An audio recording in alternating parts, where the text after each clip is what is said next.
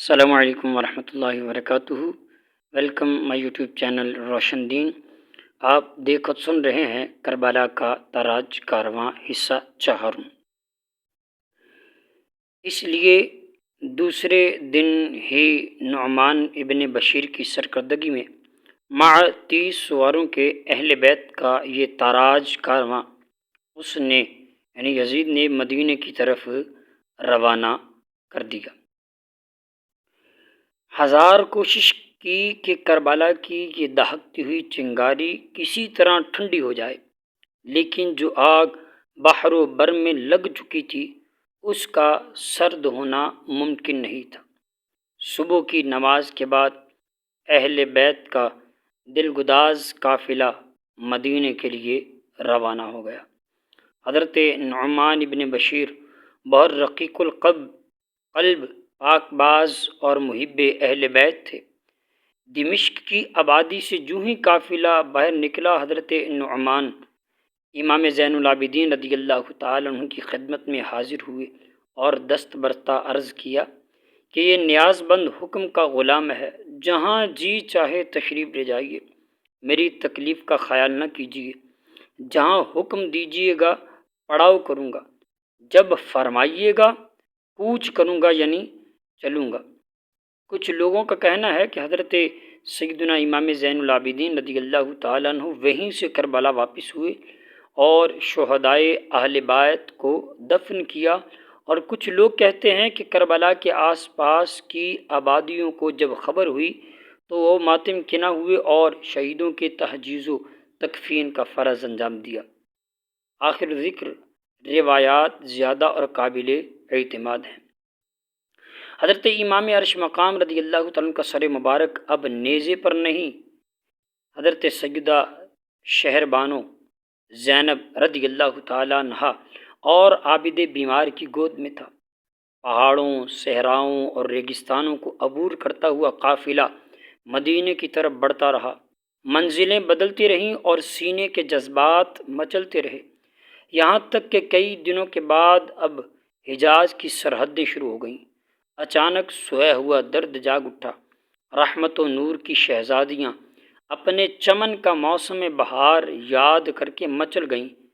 کربلا جاتے ہوئے انہی راستوں سے کبھی گزرے تھے۔ کشور امامت کی یہ رانیاں اس وقت اپنے تاجداروں اور ناز برداروں کے ذل عاطفت میں تھی۔ زندگی شام و سحر اپنے تاجداروں اور ناز برداروں کے طفل عاطفت میں تھی۔ زندگی شام و سحر کی مسکراہٹوں سے معمور تھی۔ کلیوں سے لے کر غنچوں تک سارا چمن ہرا بھرا تھا۔ ذرا چہرہ اداس ہوا چاروں گھروں کا ہجوم لگ جاتا تھا۔ پلکوں پہ ننھا سا قطرہ چمکا اور پیار کے ساگر میں طوفان امنڈنے لگتا۔ سوتے میں ذرا سا چونک گئے اور آنکھوں کی نیند اڑ گئی۔ اب اسی راہ سے لوٹ رہے ہیں تو قدموں کے نیچے کانٹوں کی برچھیاں کھڑی ہیں، تڑپ تڑپ کر قیامت کے سر پر اٹھا لی ہیں تو کوئی تسکین دینے والا نہیں ہے۔ خیمہ بھی گیا، قافلہ ویران ہو چکا۔ شہزادوں اور رانیوں کی جگہ اب آشفتہ حال یتیموں اور بیواؤں کی ایک جماعت ہے، جس کے سر پر اب صرف آسمان کا سایہ رہ گیا ہے۔ لبوں کی جنبش اور آبرو کے اشاروں سے اسیروں کی زنجیر توڑنے والے آج خود اسیر کرب و بلا ہے۔ مدینے کی مسافت گھٹتے گھٹتے اب چند منزل رہ گئی ہے۔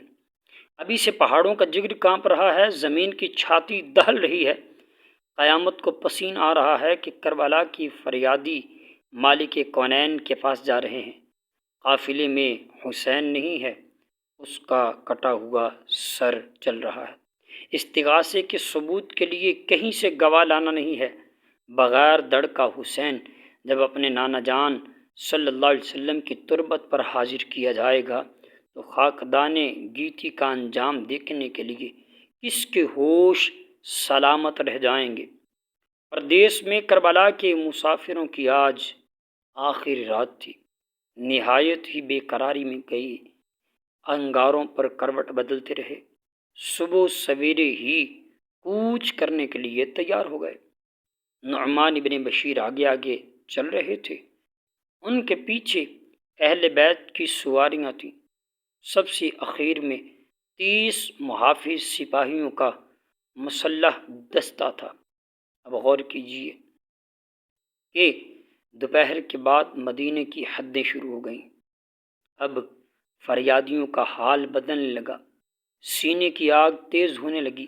جیسے جیسے مدینہ قریب آتا جا رہا تھا، جذبات کے سمندر میں طوفان کا تلاطم بڑھتا جا رہا تھا۔ کچھ دیر چلنے کے بعد اب پہاڑیاں نظر آنے لگی تھیں، کھجوروں کی قطار اور سبزہ زاروں کا سلسلہ شروع ہو گیا تھا۔ آہ مدینے کی وادیاں تجھ پر قربان جاؤں۔ جو ہی مدینے کی آبادی چمکی، صبر و شکیب کا پیمانہ چھلک اٹھا، کلیجہ توڑ کر آہوں کا دھواں نکلا اور ساری فضا پہ چھا گیا۔ ارمانوں کا گہوارہ دیکھ کر دل کی چوٹ ابھر آئی۔ حضرت زینب اور سیدہ شہر بانو حضرت عابد بیمار ابلتے ہوئے جذبات کی تاب نہ لا سکے۔ اہل حرم کے دردناک نالوں سے زمین کانپنے لگی، پتھروں کا کلیجہ ہل گیا۔ آہ ایک سانی سوار نے بجلی کی طرح سارے مدینے میں یہ خبر دوڑا دی کہ کربلا سے نبی زادوں کا لٹا ہوا قافلہ آ رہا ہے۔ آہ شہزادہ رسول کا کٹا ہوا سر بھی ان کے ساتھ ہے۔ یہ خبر سنتے ہی ہر طرف کوہرام مچ گیا۔ قیامت سے پہلے قیامت آ گئی۔ وفور غم اور جذبہ بے خودی میں اہل مدینہ باہر نکل آئے۔ جیسے ہی آمنا سامنا ہوا اور نگاہیں چار ہوئیں، دونوں طرف شورش غم کی قیامت ٹوٹ پڑی۔ آہو فغاں کے شور سے مدینے کا آسمان دہل گیا۔ حضرت امام کا کٹا ہوا سر دیکھ کر لوگ بے قابو ہو گئے، داڑیں مار مار کر رونے لگے۔ ہر گھر میں صف ماتم بچھ گئی۔ حضرت سیدہ زینب رضی اللہ تعالیٰ عنہ فریاد کرتی ہوئی مدینے میں داخل ہوئی۔ نانا جان اٹھیے، اب قیامت کا کوئی دن نہیں آئے گا۔ آپ کا سارا کنبہ لٹ گیا، آپ کے لاڈلے شہید کر دیے گئے۔ آپ کے بعد آپ کی امت نے ہمارا سہاگ چھین لیا۔ بے آب و دانہ آپ کے بچوں کو تڑپا تڑپا کر شہید کر ڈالا۔ آپ کا لاڈلا حسین آپ کے نام کی دہائی دیتا ہوا دنیا سے کوچ کر گیا۔ کربلا کے میدان میں ہمارے جگر کے ٹکڑے ہماری نگاہوں کے سامنے ذبح کیے گئے۔ آپ کے پیار کا سینچا ہوا چمن آج تاراج ہو گیا۔ نانا جان یہ حسین کا کٹا ہوا سر لیجئے۔ آپ کے انتظار میں اس کی آنکھیں اب تک کھلی ہوئی ہیں۔ ذرا مرکز سے نکل کر آپ اپنی آشفتہ نصیب بیٹیوں کا دردناک حال دیکھیے۔ حضرت زینب کی اس پکار سے سننے والوں کے کلیجے پھٹ سے گئے۔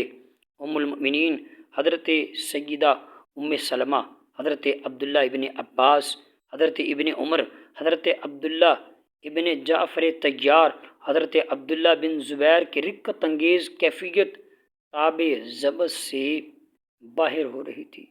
اللہ اکبر، آپ کی عظمتوں کو سلام۔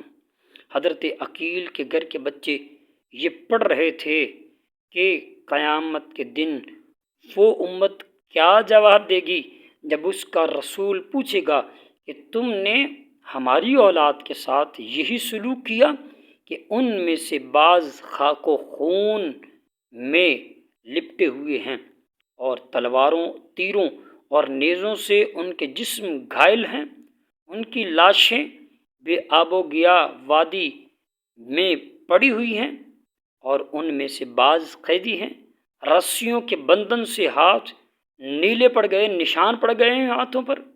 اللہ اکبر، اپنے امام کا کٹا ہوا سر لیے اہل بیت کا یہ تاراج کارواں جس دم روضہ رسول صلی اللہ تعالی علیہ وسلم پر حاضر ہوا، ہوائیں رک گئیں، گردش وقت ٹھہر گئی، بہتے ہوئے دھارے تھم گئے، آسمانوں میں ہلچل مچ گئی، پوری کائنات دم بخود تھی کہ کہیں آج ہی قیامت نہ آ جائے۔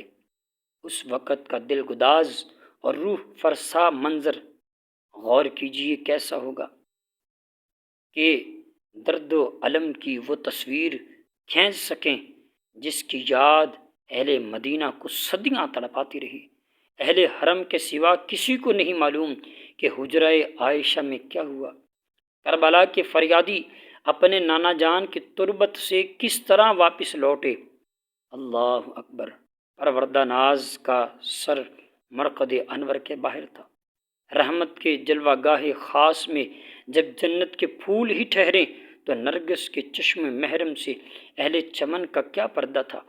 برزخ کی دیوار تو غیروں پر حائل ہوتی ہے، اپنی ہی گود کے پروردوں سے کیا حجاب۔ حضرت زینب، حضرت شہر بانو، ام رباب، عابد بیمار، ام کلثوم اور سکینہ، یہ سب کے سب محرم اسرار ہی تو تھے۔ اندرون خانہ کیا واقعہ پیش آیا کون جانے۔ اشک بار آنکھوں پر رحمت کے آستین کس طرح رکھی گئیں۔ کربلا کے پس منظر میں مشیت الہی کا سربستہ راز کن لفظوں میں سمجھایا گیا۔ پس دیوار کھڑے رہنے والوں کو عالم غیب کی ان سرگزشتوں کا حال کیا معلوم ہو۔ اللہ اکبر! مرقد رسول سے سیدہ کی خوابگاہ بھی 2 ہی قدم کے فاصلے پر تھی۔ کون جانتا ہے لاڈلے کو سینے سے لگانے اور اپنے یتیموں کے آنسو آنچل میں جذب کرنے کے لیے مامتا کے اضطراب میں وہ بھی کس مخفی گزرگاہ سے اپنے بابا جان کی حریم پاک تک آ گئی ہوں گی۔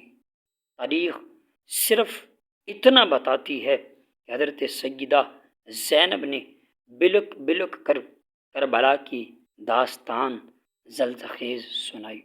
شہر بانو نے کہا، خاندان رسالت کی بیوہ اپنے سہاگ لٹا کر در دولت پر حاضر ہیں۔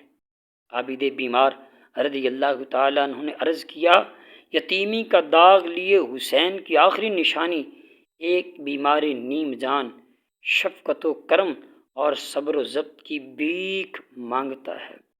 اللہ اکبر!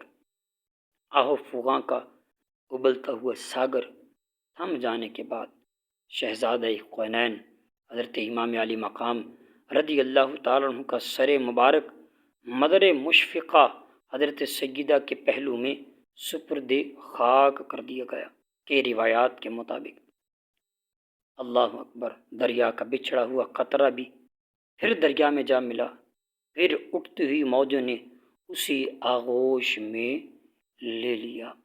اللہ اکبر! قربان جاؤں ان اہل بیت کی عظمتوں پر۔ اللہ تعالیٰ ہمیں ان کی پکی سچی محبت عطا فرمائے۔ اللہ تعالیٰ عمل کرنے کی توفیق عطا فرمائے۔ السلام علیکم ورحمۃ اللہ وبرکاتہ۔